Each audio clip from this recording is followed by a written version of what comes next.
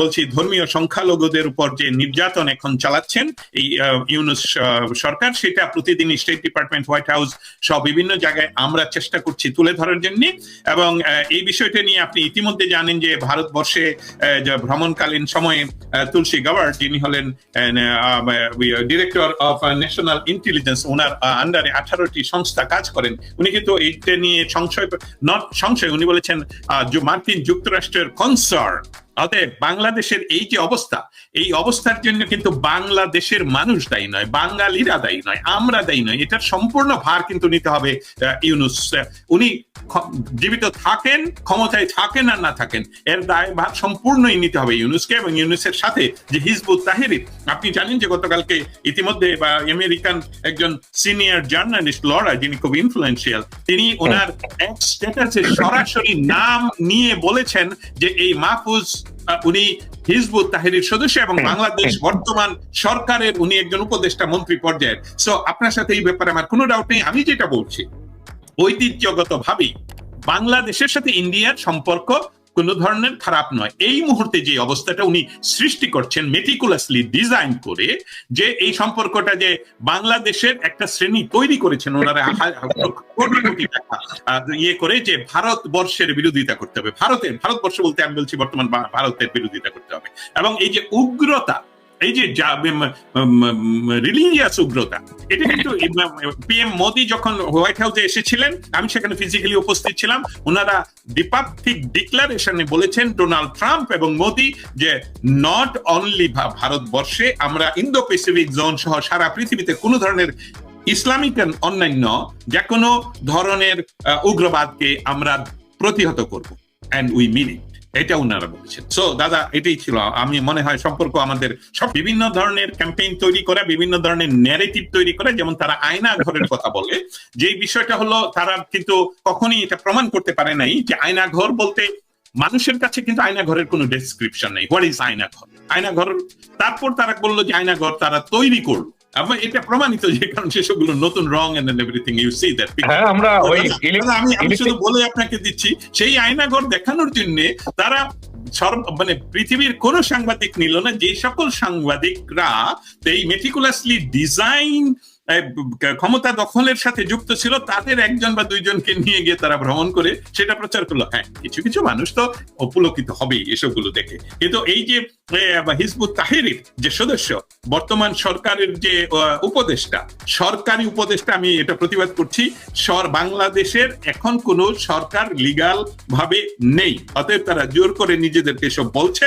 এবং বাংলাদেশের আমি সবচেয়ে কম করে বলি যে বাংলাদেশে যদি আপনি গান পয়েন্টও ধরেন, তারপরেও 33% মানুষ এই যে রাজনৈতিক পার্টি সবচেয়ে প্রাচীনতম উপমহাদেশে আওয়ামী লীগের সাপোর্টার রয়েছে। তাহলে যদি 33% 18 কোটির হয়, তাও তো এটা একটা বিরাট সংখ্যক নাম্বার। অতএব এই মানুষগুলো কখনোই এই কথাগুলোকে বিশ্বাস করে, তাদের পারিবারিক মেম্বার সহ যদি আপনি হিসাব করেন 8 থেকে 10 কোটি মানুষ, তাদেরকে এরা এই মিথ্যা কথা দিয়ে বুঝাতে পারবেন। On the top of that, যেই বিষয়টা বাংলাদেশে একদম টুটি চেপে ধরে রাখা হয়েছে এই ইউনূস সরকারের মাধ্যমে, যেটা হলো গণমাধ্যম 32 নাম্বার পৃথিবীর ঐতিহ্য। কারণ একটি রাষ্ট্রের, সম্পূর্ণ একটি জাতি রাষ্ট্রের সৃষ্টির আপনি বলতে পারেন আদি গৃহ, সুতিকা গৃহ or something like that, born house, সেইটাকে যখন আঘাত করা হলো, যারা বাংলাদেশে আওয়ামী বিরোধী তারাও এটাকে প্রশংসা করেনি এবং তারা অপেক্ষা করছে এই যে ইউনূস তার কখন বিচার হবে। ধন্যবাদ। এই অগাস্টের নারীদেরকে যে অ্যাওয়ার্ড দেওয়ার কথা ছিল মার্কিন যুক্তরাষ্ট্রের পররাষ্ট্র দপ্তরের, এটা বাৎসরিক একটি অনুষ্ঠান করে তারা দেন এবং গতকালকে আমেরিকান ইস্টার্ন টাইম দুপুর 1টায় সেটা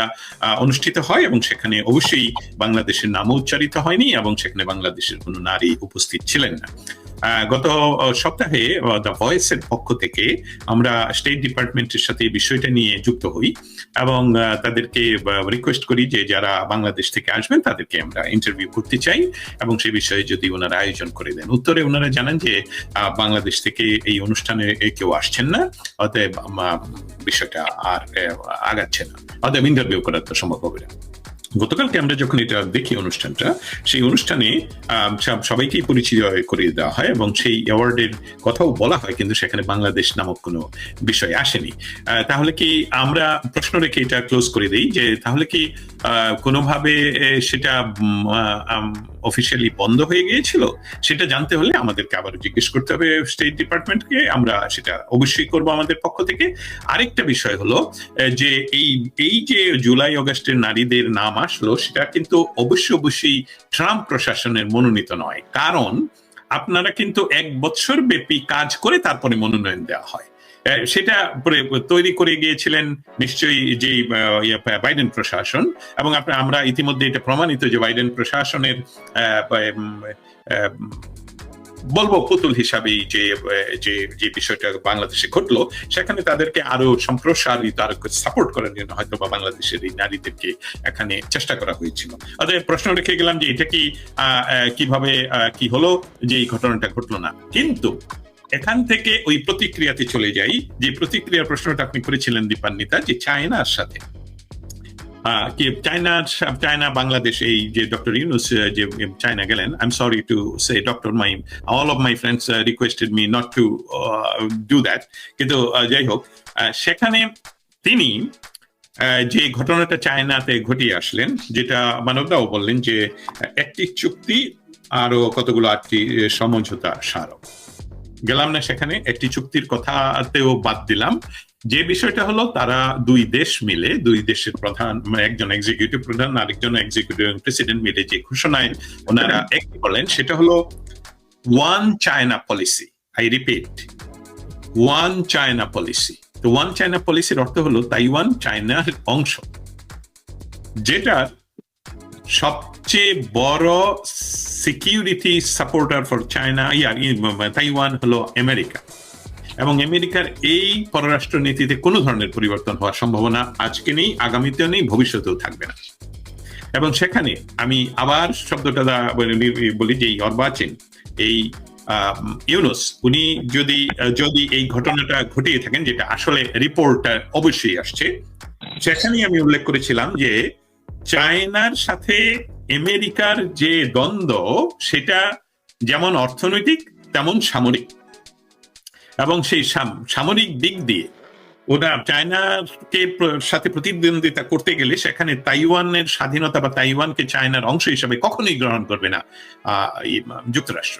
অতএব ডক্টর ইউনুসের যে বিষয়টা উনি ঘটিয়ে আসলেন এবং যে সকল চুক্তি উনি করেছেন, এবং বঙ্গোপসাগরকে যেখানে আমেরিকা 71 সন থেকেই আমরা জানি, তার আগে থেকেই নিশ্চয়ই 71 সন থেকে জানি যে আমেরিকার একমাত্র খুব বড় একটা প্রজেক্ট, এবং এটা 30 বছর ব্যাপী প্ল্যান করে এগিয়ে নেওয়া হচ্ছে, যে তাদের প্রেজেন্স থাকা বঙ্গোপসাগরে। কারণ বঙ্গোপসাগরের চতুর্দিকে দেখেন, প্রায় চতুর্দিকে হলো ভারতবর্ষ, ওই দিক দিয়ে আন্দামান, এদিক দিয়ে ভারতের, ততএব সেখানের উপস্থিতি একচ্ছত্র ভাবেই ভারতের উপস্থিতি সবচেয়ে বেশি, যদিও আন্তর্জাতিক পানিতে আমরা কেউ কাউকে বাধা দিতে পারবো না, কিন্তু বঙ্গোপসাগরের এই অঞ্চলে ভারতের ফিজিক্যাল উপস্থিতির জন্য ভারত যে কাজটুকু, ভারত বলছি বা যুক্তরাষ্ট্র যে কাজটুকু করে যাচ্ছে, সেটার বিরুদ্ধে ইউনুস গিয়ে ওনাকে ডেকে আনার অর্থ হলো যে ভারত, এই যুক্তরাষ্ট্রের প্রতিক্রিয়া ইতিমধ্যে আমরা দেখতে পাচ্ছি, যেটা আমরা ইতিমধ্যে দেখলাম নিউ ইয়র্ক টাইমস এর যে রিপোর্ট বাংলাদেশ সম্বন্ধে, এটা কিন্তু এমনি নয়, বা আমেরিকান যে পররাষ্ট্র নীতি, তাকে লক্ষ্য করে আমেরিকার প্রায় সকল গণমাধ্যমই সেটা নিয়ে তাদের প্রতিক্রিয়া জানায়। অতএব এর প্রতিক্রিয়া হিসাবে যে চায়না ভ্রমণ, এমনকি উনি বাংলাদেশের বা ইন্ডিয়ার সাথে বা পৃথিবীর সবচেয়ে লম্বা বা দীর্ঘতম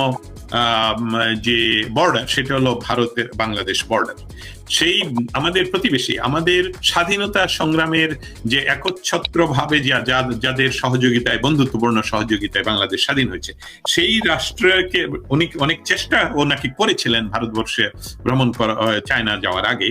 কিন্তু যেহেতু ভারত এই মুহূর্তে কোনো অনির্বাচিত সরকারের সাথে কোনো ধরনের বাইলেটারাল কোনো কিছু করতে অনাগ্রহী, সেই জন্য উনি অনেকটাই এই গেমটা বলবো, এই গ্যাম্বলিংটা করে আসলেন চায়না গিয়ে, যার পরিণতি যুক্তরাষ্ট্র থেকে যে সকল সিগন্যাল আমরা পাচ্ছি, তাতে করে খুবই ভয়ঙ্কর পরিণতি হওয়ার সম্ভাবনা।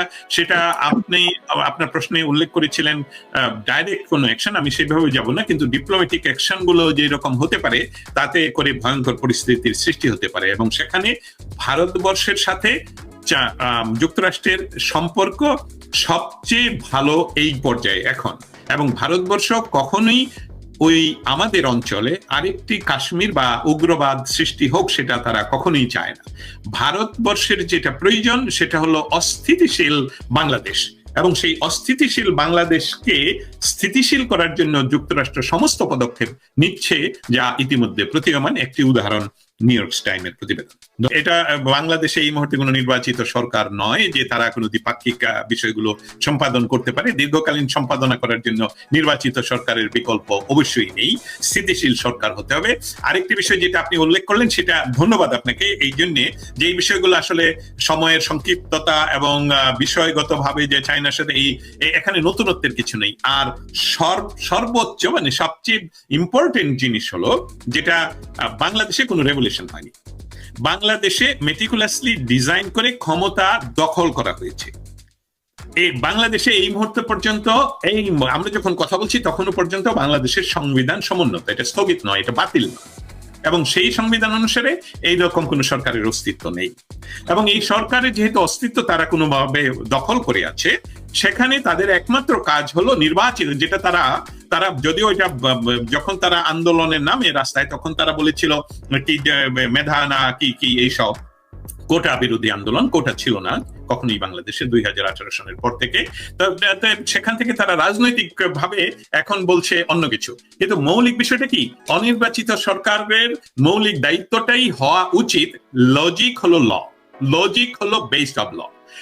অনির্বাচিত সরকারের মৌলিক দায়িত্ব কিন্তু দ্বিপাক্ষিক চায়না পাকিস্তান ভ্রমণ নয়, এবং ইউরোপ ভ্রমণ নয়, হ্যান্ডশেক নয়। ওনার কাজ হলো যে নির্বাচিত একটা নির্বাচনের ব্যবস্থা করা যাতে ইনক্লুসিভ হয়। সেটা উনি না করে উনি একজন নির্বাচিত সরকার অথবা আজীবনকালীন সরকারের মতন উনি কাজ করে বেড়াচ্ছেন, বাংলাদেশকে এই করে ফেলবেন। আপনার হাতে তো সময়ও নেই, আপনি তো এই কাজগুলো করার দায়িত্ব প্রাপ্ত নন, এবং আপনাকে কেউ এই দায়িত্ব দেয়নি। আপনি আমি রিকোয়েস্ট করবো যে আপনি নিশ্চয়ই করেন, তারপরেও বারবার যদি ডোনাল্ড ট্রাম্পের ভিডিওগুলো দেখেন, উনি কিন্তু রেফারেন্স নিয়ে বলেন যে আমি সর্বোচ্চ ভোটে নির্বাচিত প্রেসিডেন্ট, তাহলে জনগণ যেটা চায় সেটা আমি করব, জনগণ এটা চায় আমি এটা করবো। তার অর্থ হলো যে জনগণ আমাকে ম্যান্ডেট দিয়েছে এটা করার জন্য, ওনার তো ওই ম্যান্ডেটই নেই বিদেশ ভ্রমণের। এটা তো বাংলাদেশের মানুষের যে টাকা, বাংলাদেশের করের যে টাকা, এটা দিয়ে উনি ভ্রমণ করার কোনো ধরনের পারমিশন নেই। ওনার একটাই হলো যে যেমন আমাদেরকে যখন অপারেশন থিয়েটারে নিয়ে যাওয়া হয় বডিটার কোনো একটা জিনিসকে ফিক্স করার জন্য, তখন আমার বডি যাতে সম্পূর্ণ এনার্জি খরচ না করে আমাকে অবচেতন করা হয় যাতে করে জাস্ট জীবনটা বাঁচে। তাহলে ওনার তো এখন খরচ করার কোনো অধিকার নেই, ওনার শুধু দেশকে অনুক্রমে একটা নির্বাচিত, সেখানে যদি নির্বাচিত, আমার কথাটা আমি কোনো দলের পক্ষে, যে কোনো দল নির্বাচিত জনগণের ভোটে নির্বাচিত হয়ে যদি ক্ষমতা দখল করে, তার দায়িত্ব হবে দেশ ভ্রমণ করা। আর আপনি যে কথাটা বলে গেলেন পাকিস্তান কি এবং চায়না কি ওনার একমাত্র ভ্রমণস্থল, কয়দিন পরে তো সেটাও থাকবে না, কারণ দক্ষিণে বঙ্গোপসাগর, সেখানে উনি ক্রস করে কোথায় যাবেন, আর বাকি চতুর্দিকেই তো ভারতবর্ষ, আর সেখানে বার্মার এখানে আরাকানরা যে বর্ডার অঞ্চল দখল করে রেখেছে, সেটাকে এস্টাবলিশ করার জন্য উনি জাতিসংঘের জেনারেল সেক্রেটারিকে নিয়ে গেলেন। বাংলাদেশের মানুষ ঈদ করতে পারছে না, রোজার ইফতার করতে পারছে না, উনি আমাদের দেশে আশ্রিত মানুষগুলোকে নিয়ে জাতিসংঘের সেক্রেটারিকে নিয়ে উনি ওইখানে বসে মাথায় টুপি, উনি জীবনেও পরেননি, সেখানে টুপি বসে উনি ইফতারের ছবি প্রকাশ করছেন। সেই মানহীন। এটা বাংলাদেশের মানুষ যারা আপনারা আমাকে শুনছেন, তাদের প্রতি আমার আহ্বান হলো এই যে বাংলাদেশ জন্মগতভাবে একটি গণতান্ত্রিক এবং সম্পূর্ণভাবে বাংলাদেশ হলো বাঙালিদের জন্য, এখানে সর্বধর্মের মানুষের বসবাস থাকবে, এবং এখানে কোনো ক্রমে শুধু একটি ধর্মের মানুষের বসবাস নয়। দর্শক, সম্পূর্ণ ভিডিওটি দেখলেন, আশা করি বিষয়টি বুঝতে পেরেছেন। এই নিয়ে আপনার গুরুত্বপূর্ণ মন্তব্যটি অবশ্যই কমেন্ট বক্সে জানিয়ে দিবেন। ধন্যবাদ।